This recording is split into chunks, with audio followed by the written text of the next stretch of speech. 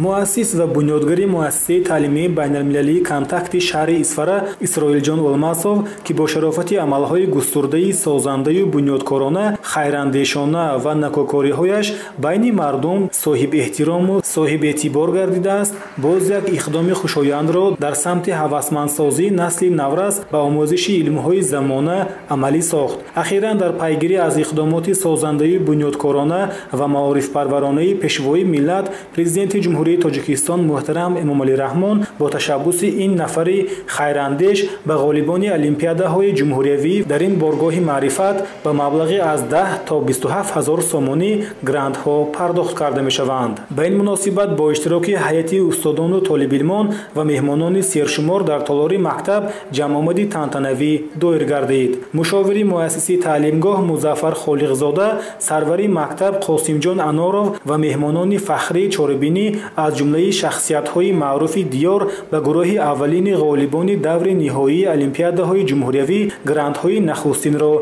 تقدیم نموده به طالب علمان در فتح قله‌های نوی علم آموزی بردباری‌ها تمنا نمودند. ضمناً تاکید گردید که عملی گشت این اقدام نجیب به دریافت هرچه بیشتری خوانندگان بالیاقت و صاحب استعداد مساعدت خواهد نمود، زیرا به گفتار اساسگذار صلح و وحدت ملی پیشوای ملت پرزیدنت جمهوری تاجیکستان محترم امامعلی رحمان تربیت کردن خوانندگان با استعداد و لیاقتمند، فرا گرفتن نسل نورس با نوگانی‌های علم و تکنیک و وسعت بخشیدن قابلیت و مهارت اختراع‌کاری و صاحب استعدادی آنها یکی از وظیفه‌های اساسی ساحه معارف به حساب می‌رود. غالبان در نوبت خود برای دستگیری و غمخوری‌های روزافزون نسبت نسل جوان به مؤسس نیکنظری تعلیمگاه اظهار سپاس نموده وعده دادند که دستاوردهای باز نظررس را صاحب خواهند گشت. با اقدام مؤسس الماسوف اسرائیل جان امروز در مکتب بین‌المللی کانتاکت سپردن گرانت ها و خوانندگان شهر اصفهان که در دور جمهوریوی المپیاد مکتب بچگان صاحب جایهای یکم، دوم، سوم گردیدند. ما در این مکتب حضور داریم و البته باعث قید است که مکتب بین‌المللی کانتاکت با اشتراک پیشوای معظم ملت پرزیدنت جمهوری تاجیکستان محترم امامعلی رحمان سال 2021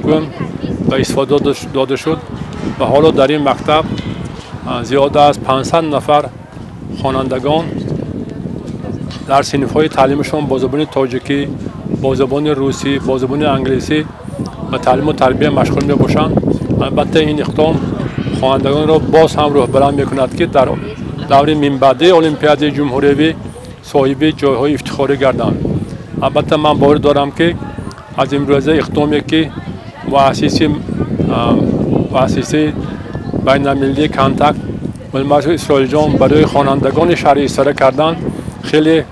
خوانندگان روح افزا شده در آینده باز هم بهتر تحصیل میکنند. باید تذکر داد که در تعلیمگاه شرایط‌های سازگار معاصر برای علم آموزی فراهم گردیده، روند تعلیم با استفاده تکنولوژی‌های نوترین تعلیمی که به بلند برداشتن صلاحیت‌ناکی عملی و ملکه‌های همه‌جانبه خوانندگان نگرانیده شده است، راه‌اندازی می‌شود.